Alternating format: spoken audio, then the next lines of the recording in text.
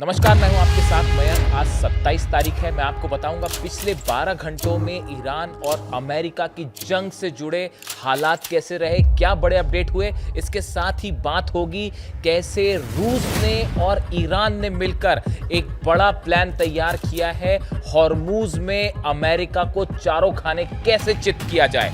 देखिए, अब्बास अराक्ची साहब जो हैं वो रूस के दौरे पर भी जाने वाले हैं और बताया ये जा रहा है कि रूस और ईरान मिलकर एक ऐसे प्लान पर मुहर लगा सकते हैं जो पूरे मिडिल ईस्ट से अमेरिका को बाहर करने की दिशा में एक बड़ा कदम हो सकता है। इसके साथ ही चीन की भी बड़ी एंट्री है। चीन का अब क्या रुख है ईरान को लेकर, हॉर्मूज को लेकर, और जो ऑयल ब्लॉक हो रहा है चाइना का, उसको लेकर चीन की क्या रणनीति होगी, इस सब मुद्दे पर विस्तार से बात होगी।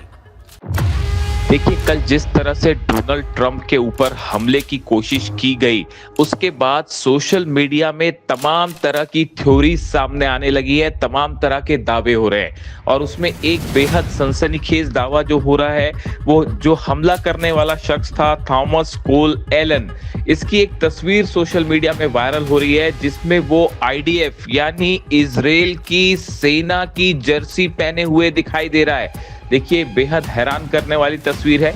इसकी सच्चाई क्या है, इसकी भी जांच की जा रही है।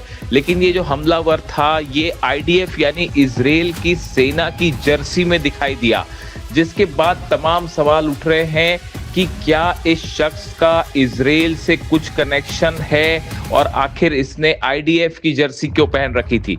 उसी तरह एक बेहद हैरान करने वाली बात यह भी सामने आई है, जिसका दावा किया जा रहा है कि डोनाल्ड ट्रंप पर जब हमला हुआ उसके चंद घंटों पहले इजराइल में थॉमस कोल एलन के नाम से सर्च किया जा रहा था इंटरनेट पर। देखिए, ये भी बड़ी हैरान करने वाली बात है कि डोनाल्ड ट्रंप पर जो शख्स हमला करता है उसके नाम को लेकर सर्च किया जा रहा था सोशल साइट्स पे इजराइल में। ये दो बातें ऐसी सामने आई हैं जिसको लेकर तरह तरह के दावे हो रहे हैं, और कुछ लोगों ने तो यहां तक कहना शुरू कर दिया है कि क्या इस हमले के पीछे इजराइल की खुफिया एजेंसी मोसाद का कोई हाथ था। देखिए, कल जिस तरह से ये हमला हुआ उसके बाद जो है नेतन्याहू ने बिना वक्त गवाए प्रेस कॉन्फ्रेंस करी, जिसको लेकर भी कई सवाल उठने लगे हैं कि आखिर नेतन्याहू को इतनी जल्दी में प्रेस कॉन्फ्रेंस क्यों करनी पड़ी, नेतन्याहू ने क्यों प्रेस कॉन्फ्रेंस की।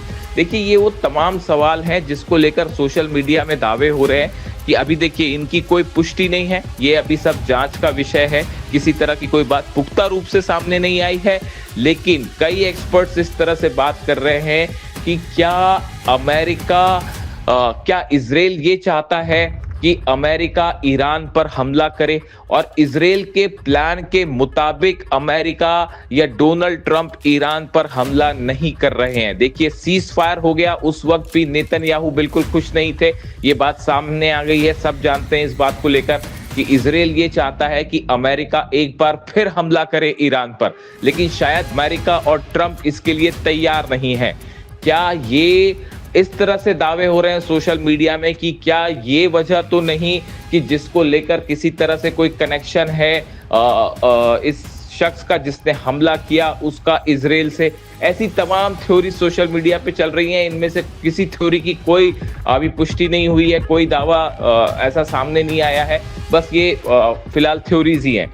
इसके अलावा देखिए, बड़ी खबर ये है कि ईरान के विदेश मंत्री अब्बास अराक्ची जो हैं वो पहले पाकिस्तान से ओमान गए। ओमान में जाके उन्होंने ओमान के अधिकारियों से मुलाकात की, ओमान के सुल्तान से मुलाकात की। उसके बाद वो एक बार फिर पाकिस्तान पहुंचे, और इस बीच में इन चंद घंटों के अंदर अब्बास अराक्ची की बात हुई है सऊदी के विदेश मंत्री फैसल बिन फरहान अल सौद से, उनकी बात हुई है तुर्की के विदेश मंत्री से, उनकी बात हुई है कतर के विदेश मंत्री से।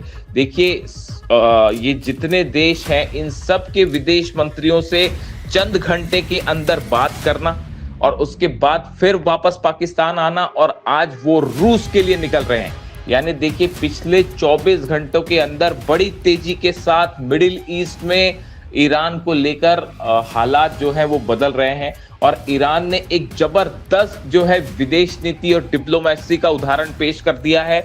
और जितने अरब देश हैं सबसे अब्बास अरागची साहब की बात हुई है फोन पर।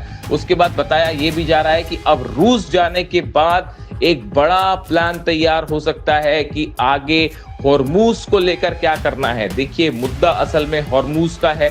हॉर्मूज कैसे खोला जाए, वहां से जहाज कैसे निकाले जाए, वहां से अमेरिका के जहाजों को कैसे पीछे किया जाए, ये मुद्दा है जिसको लेकर ईरान और रूस के बीच में आज बड़ी चर्चा होगी।